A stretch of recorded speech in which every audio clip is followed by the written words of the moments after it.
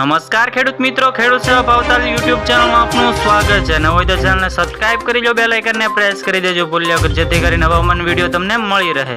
હવામાન વિભાગે આગાહી કરતા જણાવ્યું છે કે આકરી ગરમી વચ્ચે હવામાન વિભાગની ગુજરાતના 4 જિલ્લાઓમાં વરસાદની આગાહી કરવામાં આવી છે। તો ગુજરાતમાં હવામાન વિભાગ દ્વારા રાજ્યમાં ગરમીનું જોર રહેવાની અને હીટવેવની આગાહી સાથે વરસાદ થવાની સંભાવનાઓ પણ વ્યક્ત કરવામાં આવી છે। તો રાજ્યના 4 જિલ્લાઓમાં વરસાદ થવાની સંભાવનાઓ વ્યક્ત કરતા જણાવ્યું છે। તો બીજી બાજુ આકરી ગરમી વચ્ચે હવામાન વિભાગની મોટી આગાહી સામે કરી છે, જે ગુજરાતના 4 જિલ્લાઓમાં વરસાદની આગાહી કરવામાં આવી છે।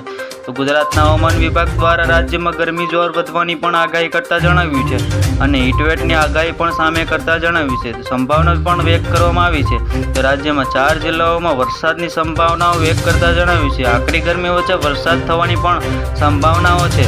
હવામાન વિભાગ અમદાવાદ કેન્દ્રીય વૈજ્ઞાનિક રામશેહ યાદવે કે આગામી 5 દિવસ ગુજરાતનું હવામાન શુષ્ક રહેવાની શક્યતા છે, જેમાં જ્યારે કે 6ઠા અને 7મા દિવસે હળવા વરસાદ સંભાવના કેટલાક વિસ્તારોમાં માટે વ્યક્ત કરવામાં આવી છે। તો વરસાદની શક્યતા દક્ષિણ ગુજરાત અને માટે વ્યક્ત કરતા જણાવ્યું છે।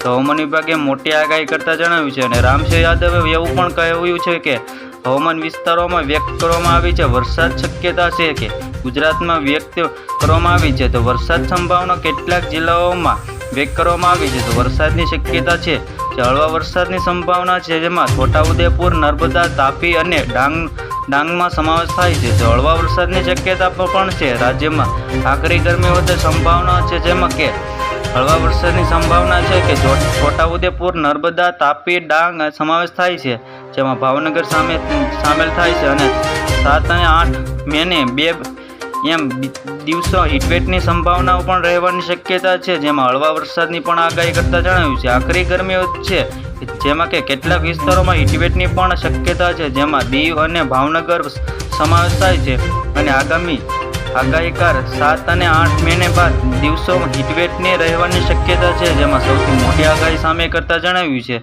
તો ડાંગ સમાવેશ થાય છે, જેમાં હળવા વરસાદની સંભાવના છે।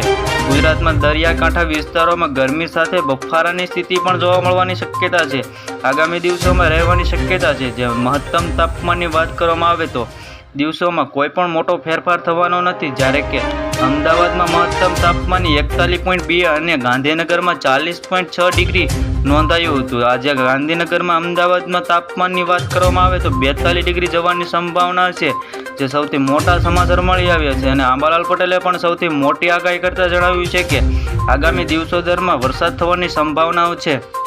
આવી જ રીતે ફરી મળીએ, જોતા રહો ખેડૂત સેવા ભાવતાલ યુટ્યુબ ચેનલ।